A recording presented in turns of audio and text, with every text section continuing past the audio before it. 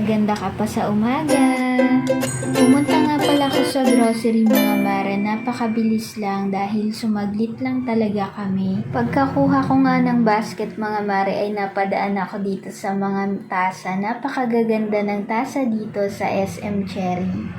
Malapit nga lang pala kami dito sa SM Cherry mga mare, kaya naman napakadali lang kung gusto ko talagang mag-grocery dito. Dati nga pala tong budget lane dito sa Antipolo pero nasunog yon, kaya naman eto na lang yung pinalit nila. Bumili nga lang pala ako dyan ng chicken wings mga mare kasi pang baon-baon ni Charles. Tapos bibili din sana ako ng liempo, kaya lang busy yung nag-a-assist. Kaya naman ang kinuha ko na lang ay pork barbecue. Nag-iisip pa nga ako dyan kung ano pa yung bibilhin ko. Pero naisip ko, sa susunod na lang na grocery namin, kumuha lang ako ng pagkain dyan ni Kobe at Lebron at saka konting pansit canton. Wala talaga to sa plano namin mga mare, kaya naman biglaan talaga at ganyan lang din yung suot ko.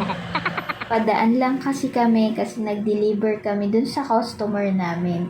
Eto nga pala't kumuha ko ng pork and beans na nakasachet kasi nilalagay ko yan sa ulam ni Kobe at ni Lebron. Kumuha nga din pala ako nitong wow ulam mga mare kasi minsan hinahalo ko din to sa ulam nila. Tapos nga namin kumuha dyan ng juice ni Charles, ayan, umuwi na rin kami mga mare.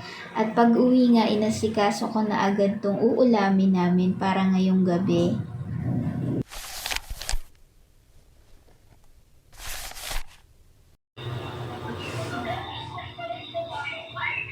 Donald Worker. JC, what's your name? We have JC Boy Pogi. JC Boy Pogi 233. JC Boy Pogi 233. Weakest dog. Hindi na nga pala muna ako nag-iihaw sa uling mga mare dahil matrabaho. Dito na lang ako sa loob nag-grill at ito yung ginagamit kong grill pan dito sa loob ng bahay namin. Bali, electric na to mga mare, tapos ang kagandahan sa kanya ay non-stick na siya at granite na siya.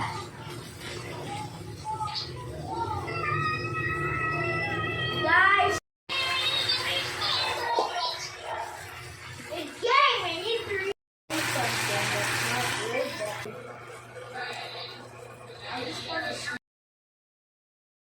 Nang maluto na nga mga mare, ayan ay naghain na ako pero nilinisan ko muna tong grill pan ko. Nagluto nga din pala ako ng pritong talong mga mare at ayan na, kain na tayo. Let's eat!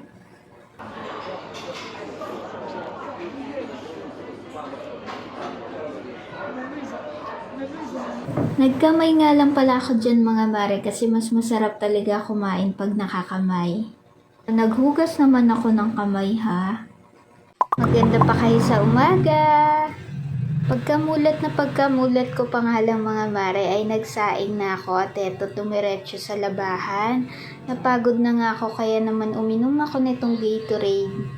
Ang sarap kasi nito at talagang nakakadagdag ng energy pagka umiinom ako nito. By the way mga mare, nag-request nga pala ang anak ko ng sisig. May sakit kasi siya mga mare, kaya naman kung anong request niya na ulam, ay ayan ang lulutuin natin para gumaling. Habang nakasala nga ang labahan ko, heto't inasikaso ko na ang pagluluto nitong sisig. Prinito ko nga lang pala itong liempo mga mare, and after nyan, hiniwa ko na itong mga rekado. Meron ako ditong sibuyas na puti, at saka siling pahaba, at dahon ng sibuyas. Hiniwa ko lang ng medyo maliliit itong ating sibuyas. Then after nyan, hinugasan ko na yung sili at saka yung dahon ng sibuyas. Wala talaga yung dahon ng sibuyas mga mare, pero dahil gusto kong lagyan, ay lalagyan na natin. Bumili nga lang din ako ng butter sa Alfamart kasi ubos na pala yung butter ko. Pagkagaling ko nga kila mama ay pag-uwi ko, nilalagnat na pala tong anak ko. Mahirap talaga pagka wala tayo sa tabi ng ating mga anak. Saglit lang ako nawala ay pagka uwi ko, ang init-init niya na. Buti na nga lang talaga mga mare, yung bahay namin ay katapat ng Alfamart. By the way, balik tayo dito sa niluluto ko. Heto't hiniwa ko na itong liempo na maliliit and then butter. Tapos meron din ako dyang isang itlog. Dito na ako nagluto sa pagnilutuan ko ng liempo. Pinainit ko nga lang ulit itong kawali. Pasensya na kayo sa kalan ko mga mare. Nagluto kasi ako ng liempo, kaya ayan nagtilamsika ng mantika. After nyan, heto't ginisa ko na sa butter ang ating sibuyas. Next ko naman itong dahon ng sili. Isang siling haba lang inilagay ko mga mare kasi baka maanghangan si Charles. And next naman, ito't nilagay ko na itong hiniwa-hiwa kong liempo. Sabi ko nga sa anak ko bakit sisig ang gusto mo napanood niya daw sa YouTube mga mare. Buti na nga lang at alam ko kung paano magluto nito mga mare. Wala nga akong atay kaya naman hindi ko na rin nilagyan kasi hindi naman yun gusto ni Charles. Ilagyan ko lang yan ng pamintang duwag-duwag at saka itong kalamansi. Ini-next ko naman dyan mga mare itong ating isang itlog. Isa lang ay okay na sa tingin ko. Medyo niluto ko nga lang siya ng bahagya ng medyo well done and then after nyan ay hinalo-halo ko na. Ay napakasarap nito mga mare habang niluluto ko kabango-bango. After nyan ay nilagyan ko na nitong ating mayonnaise. Di kasi kumpleto ang ating sisig kung walang mayonnaise talaga. Gustong gusto ko itong brand ng Lady's Choice kasi hindi siya ganun katamis mga mare.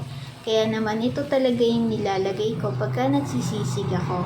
After nyan ay hinalo-halo ko na mga mare at ayan na ang ating sisig. Ilagyan ko lang nga yan ng dahon ng sibuyas sa ibabaw at pinartneran ko ng pipino.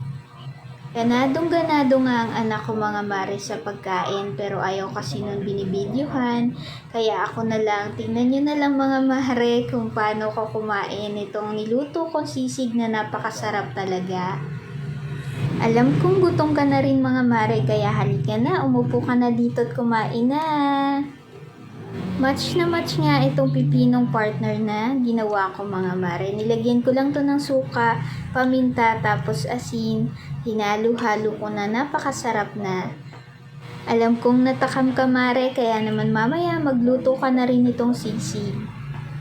Perfect naman at nasatisfy ang anak ko. Naway gumaling na siya ng tuloy-tuloy kasi nag-aalala talaga ako pag nagkakasakit siya. Mas gusto ko pa kasi talagang gumagastos ako sa pagkain sa mga gusto niya or sa toys, wag lang sa gamot mga mare. So mga mare, welcome to my mini vlog. Pumili nga ako ng bacon dyan mga mare, tapos pinakuluan ko na tong pasta. Buti nga at tumapat ng Sunday yung birthday ng asawa ko mga mare dahil sarado ngayon ang shop at hindi kami busy parehas. Nagprito lang naman ako ng manok mga mare tapos bumili lang ako ng maliit na cake.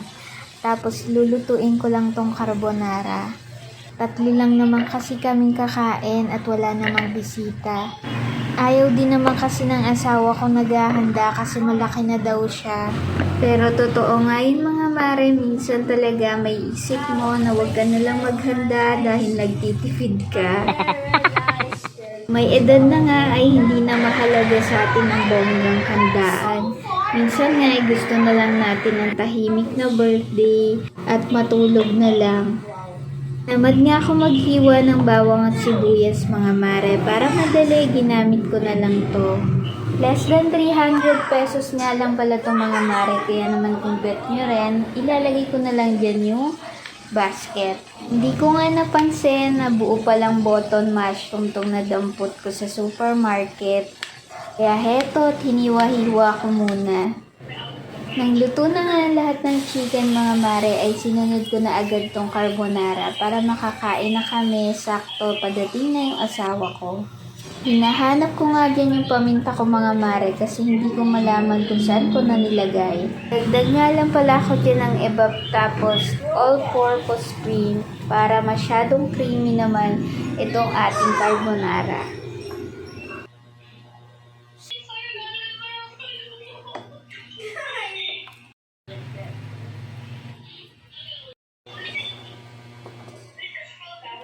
No, I didn't. Alright.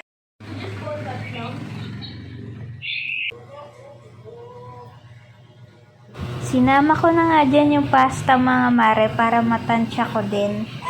Kung kukulangin ba yung sauce o hindi. Sakto naman mare, kumasya naman yung sauce natin. At sakto nga nang matapos na ako ay nandiyan na rin yung asawa ko. Hindi nga pala alam ng asawa ko mga mare na nilutuan ko siya nito. Kaya naman nagmamadali kami ng anak ko dyan dahil siya yung lookout kung dadating na ang daddy niya. Ayaw niya kasi maganda mga mare, pero ako naisip ko, minsan ka lang naman mag-birthday. Niyayaya ko na nga lang siya kumain sa labas mga mare, pero ayaw niya din. Mas nadadalian nga akong gamitin dito sa bago akong gadgada ng cheese. Unlike dun sa ginagadgad mo na may handle, kasi nasasama na pati yung kuko ko minsan nagagadgad na. Buti na lang mga mare, meron ng petite size na cake sa Red Ribbon. Pag sobrang laki kasi, nahihirapan din kami maubos. At nang nandiyan na nga yung asawa ko mga mare, ayan, tapos na rin ako mag-ready nitong table. Tapos kakantahan na lang namin siya ng happy birthday. Natuwa nga dyan yung asawa ko mga mare at perfect naman dahil na-surprise namin siya ng anak niya. Pagkatapos nga pala namin kumain mga mare ay nagpahinga lang kami at before 5 ay pumunta na kami sa simbahan. Hanggang dito muna. God bless!